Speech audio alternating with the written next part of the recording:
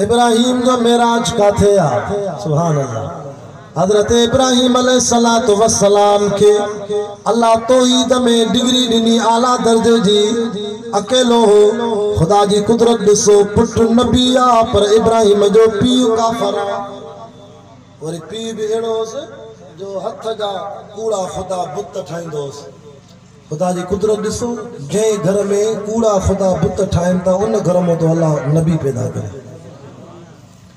एड़ा चरिया हथ जा बुत ठाए ते हे मानी दींदो आ, हे शादी कराइंदो आ, हे खुदा न्याणी दींदो आ, हे पुट दींदो आ, वरी बाजार में विकणन में अल्लाह के विकणो ने भागा खुदा के खपाइंदा।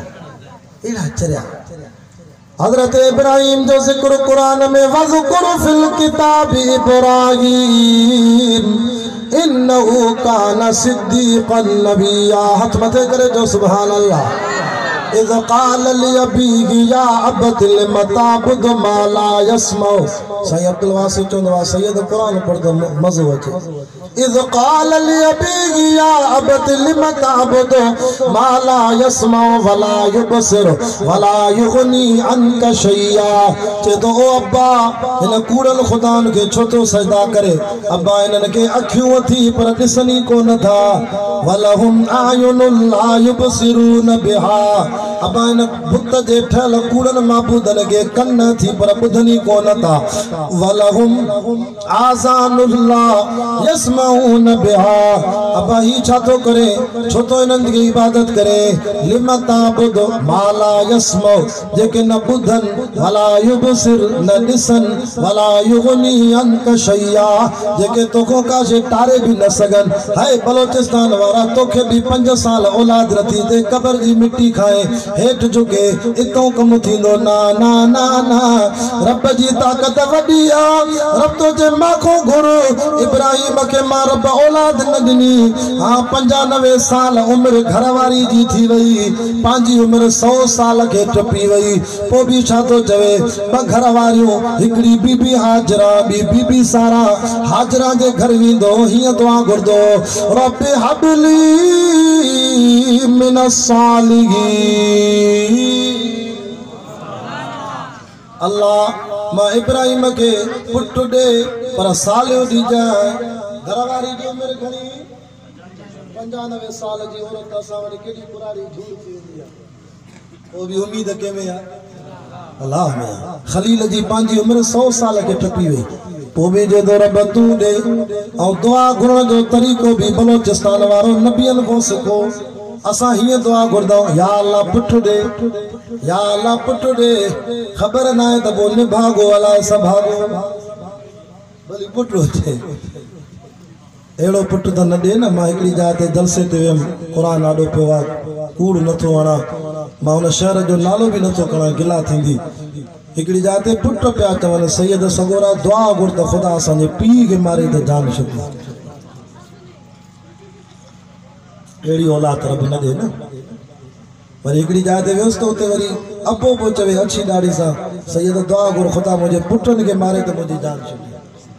एड़ा पुट न मिलन त भलो आ।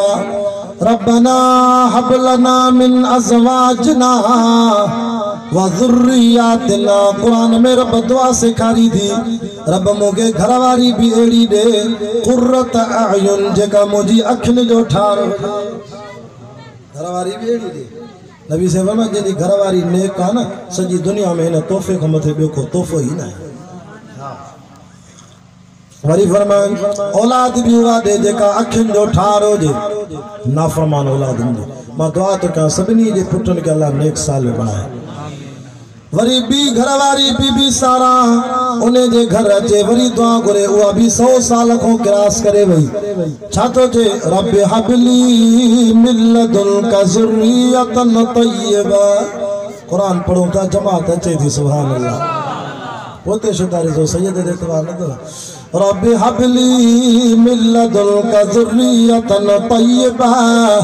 या अल्लाह बीबी सारा मोवरी मोके पाक औलाद दे रब जो खलील पाक लफ्ज़ चयो थी पहिरों कलमो तैयब तैयब माना पाक पाक जो लफ्ज़ चयो थी हाणे मां रब हज़रत इसहाक जी औलाद मो पुट ॾियां तो इसहाक वरी पोटो भी ॾियां तो नाला भी रखी दो ॾियां फबशरनाहु बिइसहाक व मिन वराई इसहाक याकूब पुट ॾियां तो नालो इसहाक रखजासी पोटो ॾियां तो नालो इस याकूब रखजासी वरी पुट जो थी पाक ॾे त हाणे याकूब जी औलाद मां वरी 4000 पुट नबी भी करे थो ॾियां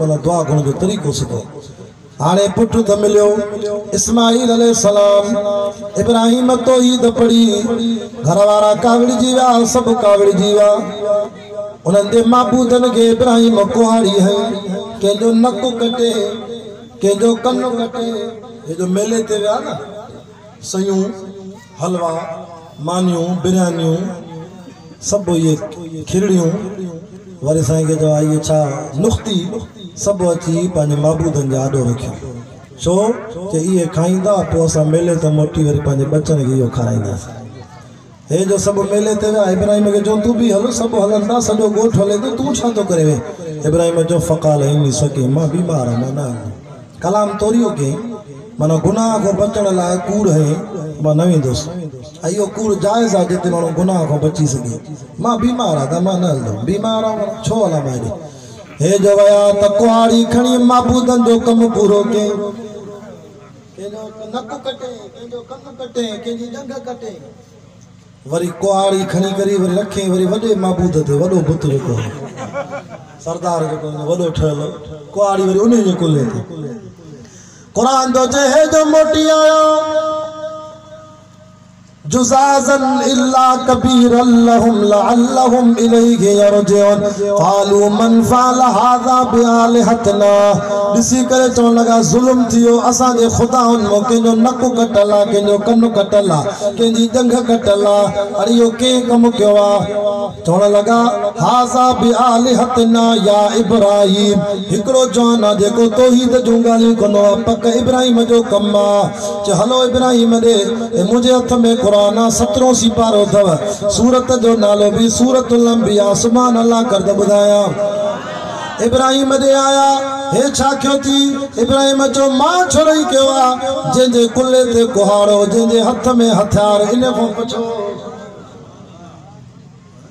जे कुल्ले ते कुहाड़ी उन कम के हुंदो न ओ त छक्की था इब्राहिम तो चल काल बल फलहु कबीरुम इन वडे जो कम तो वडो वडो जो बैठो तो इने कुआड़ी है दवा हां चवण लगा इब्राहिम छातो जे ते माखो जोता पुछो पांजे माबूदन को पुछो न चवण लगा इब्राहिम हे त सा गलाइंदा ही नाइन माला यंतिकून असा सा गलाइंदा नाइन इब्राहिम भी वाह जी तबलीग कई चे उफ़िल लकुम मार पवे व खुदा जी उफ़िल लकुम हे फाता जे हालत उफ़िल लकुम लिमा ताबुदून मिन दूनिल्लाह जेके तासा गलाइन भी न ताणे इनन जी इबादत छो था कयो हां वलिमा ताबुदून मिन दूनिल्लाह अफला ताक़िलून चरिया छो थियो हिक बे के चवण लगा गलती असा जी आ सब मेले ते छो वियासे हिक बत हिते चौकीदार छड़े वञो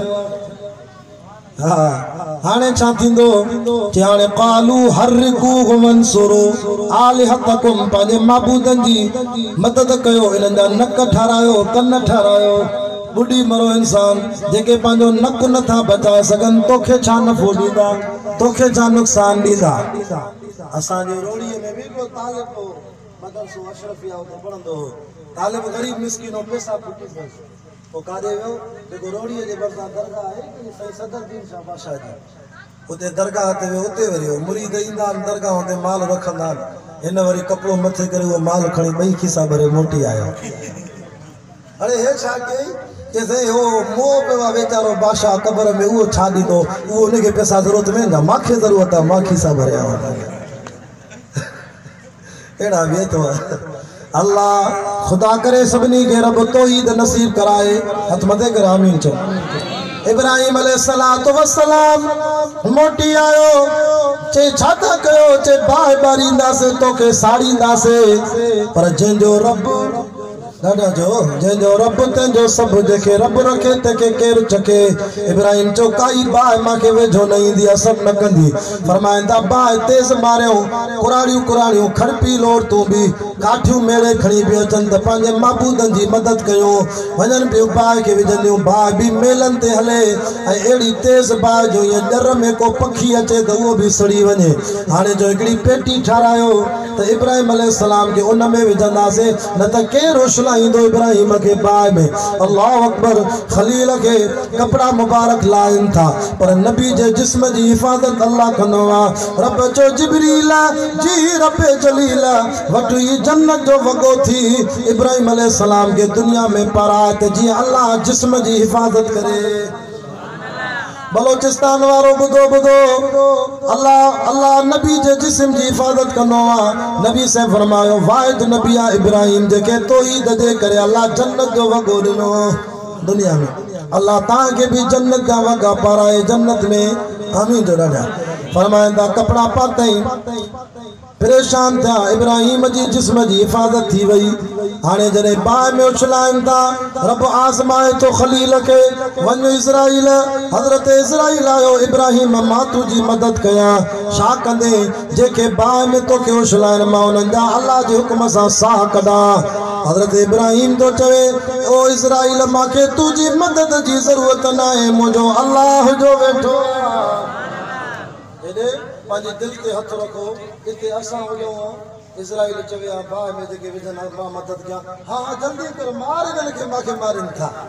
और खलील नबी हो तौहीद जी डिग्री आ तवज्जो कयो नमाज जो टाइम थो थे मां ॻाल्हि उकलाईंदो वञा मूंखे बि परे दादू वञणो आहे क़ुरान जा आशिको दीन जा पढ़वानो। वरी जिब्रील आयो साईं भला असां तुंहिंजी मदद कयूं न तुंहिंजी बि ज़रूरत न आहे। इसराफील थो चए साईं मां मदद कयां छा कंदे साईं मां फूक ॾियां त क़यामत अचे वनुफ़िख़ फ़िस्सूरि फ़सइक़ मन फ़िस समावाति व मन फ़िल अर्ज़ि इल्ला मन शा अल्लाह। परे परे को जमात आई ॾाढा सुभान अल्लाह। मंजू शोरी को भी जमात आई सुम्मा नुफ़िख़ फ़ीहि उख़रा फ़इज़ा हुम क़ियामुन यंज़ुरून। अल्लाह सीमा के कुदरत जो नड़ो ॾिनो हिकिड़ो हिस्सो वात ते आहे ॿियो कन ते आहे रुगो रब चवे त फूक ॾिया त क़यामत अचे पर जेसि ताईं क़ुरान अथव बलोचिस्तान वारो मदरसा अथव क़यामत खे रब धिको ॾेई छॾियो आहे। हज़रत इब्राहिम तो चे तुझी भी जरूरत न आहे या तौहीद आहे न तुझी जरूरत न आहे मुंहिंजो रब जो वेठो आहे। वरी मीकाइल अलैहिस्सलाम आयो खलील मां मदद कयां छा कंदे चइसे मां रब जे हुक्म सां मींहुं वसाईंदो आहे एॾी तेज़ बरसात वसायां तुंहिंजी बाहि विसामजी वञे मां मदद कयां चए तो न मीकाइल तुझी भी जरूरत न आहे मुंहिंजो रब जो वेठो आहे। सुभान अल्लाह जल्दी कर। फरमाइंदा जिब्रील तो चवे चङो इब्राहिम असां को भली मदद न वठ ठीक आहे असां अल्लाह जे हुक्म सां मदद कयूं पिया नथो चवे त ठीक आहे वञूं था पर मां जिब्रील जो कम आहे जो मां नबियनि जा न्यापा अल्लाह खे ॾींदो आहे अल्लाह जा न्यापा नबियनि खे ॾींदो आहे रुगो मूंखे एतिरो चओ त मां रब खे चवां रब तुंहिंजो महिमान नबी बाहि में थो वञे तुंहिंजो खलील नबी बचाएसि। हज़रत इब्राहिम तो चए ना ना ना ओ जिब्रील अजो अल्लाह के नापे ॾियण जी भी जरूरत न आहे जंहिं रब जी तौहीद जे करे बाहि में थो वञा उहो अल्लाह मूंखे नथो ॾिसे छा। वॾी डिग्री आहे साईं तौहीद जी नथो ॾिसे छा। वरी जिब्रील तो चए ठीक आहे मां बि नापो नथो ॾियां भला तूं बाहि में वेही अल्लाह खे सॾु कर रब मुंहिंजी मदद कर। हीअ आख़िरी डिग्री थी तौहीद जी। इब्राहिम तो चवे जिब्रील अॼु मां अल्लाह खे सॾु न कंदुमि मां अल्लाह जे करे नाले जे करे बाहि में थो वञा तौहीद जे करे उहो मूंखे पाण नथो ॾिसे छा। व अलल्लाहि फलियतवक्कलिल मोमिनून मोमिन जी तवक्कल के में आ। हमजा खान रिंजे गोठ में भाऊ हमजी जी दावत ते अचण वारो बुधो बुधो जरे इब्राहिम सब वास्ता तोड़िया रब में यकीन कयो रब भी चो खलील मां भी सब वास्ता तोड़े तुझी डायरेक्ट मदद थो कया। अल्लाह फरमायो कुरान में वकुलना या नारु कूनी बरदा ओ बाहि थदी थी वनो तफसीर लिखंदा बाहि एडी थदी थी वई जो इब्राहिम अलैहिस्सलाम के बाहि में सी पियो थी एडी थदी अल्लाह फरमावा बरदऊ व सलामा ओ बाय एडी भी थदी नथी मता खलील चवे कंबल दे सवड़ दे सलामती वारी थी निकरी आयो बाय मो बाय इब्राहिम के जेके रस्सा बधो उहे रस्सा सड़ी विया बाकी इब्राहिम जे वार के भी लोडो न आयो एडे बार जो निकतो तो इब्राहिम जो पीउ बीठो हो काफर आसर पुट के जियरो डिठे बाय मो निकरी आयो त दिसी करे चेस तो नेमर रब या इब्राहिम हां पी तो चवे इब्राहिम तुजो रब केडो न भलो आ तो के किए जियरो बचायो थे चेस तो बाबा मुझे रब ते कलमो पढ़तो ई दजो बाय न हुई मुझे ला जन्नत जो मांग होयो रबो भी ने भागे कलमो न पढ़ो हिदायत अल्लाह जे तमे अल्लाह जी तारीफ भी के पर कलमो नसीब न थियो दोस्तों इब्राहिम अलैहिस्सलाम पहुंचे मां जो बाह में निकतुम त मुझो अल्लाह मां के बाह में अंदर मेराज पे कराए बिन नबियन दा मेराज बुधाया वरी हयाती रहंदी वरी बिन नबियन दा मेराज बुधाईंदुस इन कुल पढ़ो नमाज जी भी तैयारी आ मरहूम खैर जान रिंद मरहूम मीर हमजा खान रिंद मरहूम सब्जल अली रिंद मरहूम खलील अहमद रिंद ऐं ॿिया मरहूम जेके भी वफ़ात करे विया सभिनी जे लाइ दुआ थींदी कुल पढ़ो मां पंहिंजे हिस्से जी दुआ थो कयां पोइ वरी निशिस्त नमाज़ खां पोइ वरी शुरू थींदी अल्लाहुम्मा सल्लि अला मुहम्मद नबी लमी वाला आलिही वसल्लिम तस्लीमन दाइमन अबदन अबदा कुल वल्लाहु अहद अल्लाहु समद लम यलिद वलम यूलद वलम यकुल लहु कुफुवन अहद कुल वल्लाहु अहद अल्लाहु समद लम यलिद वलम यूलद वलम यकुल लहु कुफुवन अहद ए अल्लाह असां जे हथन के खाली न मोटा असां मेरा आयूं गुनाहगार हूं पर बेगैरत न आयूं तौहीद वारो अल्लाह तौहीद दे सदके माफ़ फरमा या अल्लाह केडी जमात इन्हनि जो अचण क़बूल फरमा या अल्लाह ही जलसो जारी रहंदो मां पंहिंजे हिस्से जी दुआ कई जिन मरहूमन जा नाला खया अल्लाह उन्हनि जी कब्रुनि ते रहमत फरमा इन ॻोठ के आबाद फरमा मस्जिद मदरसे के आबाद फरमा